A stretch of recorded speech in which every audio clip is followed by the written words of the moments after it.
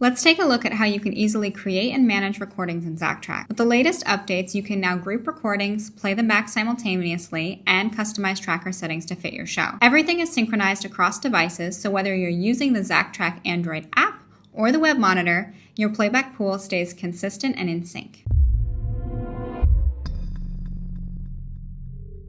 To get started, open a web browser and type in the IP address of your server to access the zactrack web monitor. Once you're in, click on the record icon to open the Playback/Recordings menu. You'll see two tabs, Recordings and Playback Pool. The Recordings tab holds all of the recorded data. The Playback Pool is where you manage and control the recordings you want to play. If you're using the zactrack client, open the live view and click the red record or white play button in the bottom right-hand corner. Once you're in the Playback/Recording menu, all of the following steps apply, no matter which interface you're using. For the purposes of this tutorial, I will be using the web monitor. Inside the Recordings tab, click Start New Recording. First, give your recording a name you'll recognize later.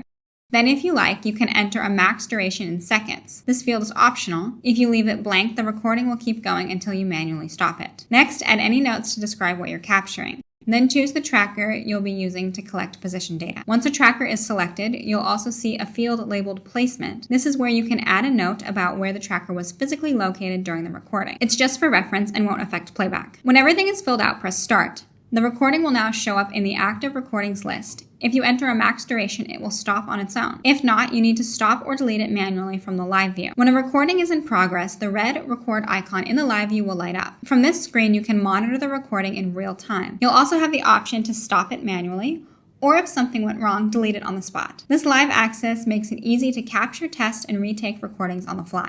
The Playback Pool is where you prepare recordings for playback. You can either add a recording from the server using Add Recording or import one from your file system using the Upload button. Keep in mind that imported recordings won't show up in the recording history, they'll only live in the Playback Pool. You can have up to 10 recordings in the pool at any given time. Each one can be played, paused, or stopped individually. You can also enable or disable looping using the loop icon.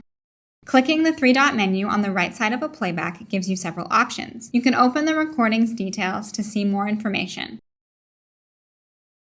The Options menu gives you access to trimming controls. This lets you clean up your playback by removing any dead space at the beginning or end of a file, like if the tracker wasn't online right away or lost connection towards the end. You'll see checkboxes for Trim Start and Trim End. Select whichever is needed, then confirm. The recording will be updated automatically with those sections removed. At the bottom of the playback pool, you'll see the backup button. This is where you can export or import the entire playback pool. If you click Export, zactrack will generate a zip file that contains all of the playbacks currently in the pool, along with their loop settings, tracker mappings, and group assignments. If you click Import, you can load a previously saved configuration. Just be aware that importing a backup will stop all currently playing recordings and completely clear their existing pool before applying the new one. This feature is especially important because the playback pool exists outside of the show file. It's saved globally on the system, which makes backup and restore essential if you want to move between setups or safeguard your work.